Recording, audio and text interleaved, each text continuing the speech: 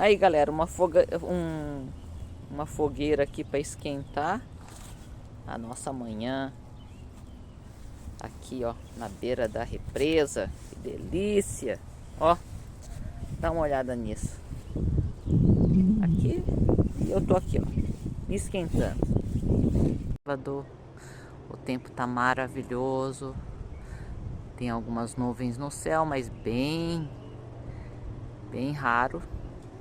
Não tem previsão de chuva.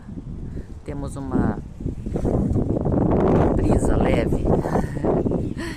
Beleza? Já não tá tão frio como ontem, né? Graças a Deus. Tá bom? Nós temos 2 pescadores lá no poste e um aqui no barranco.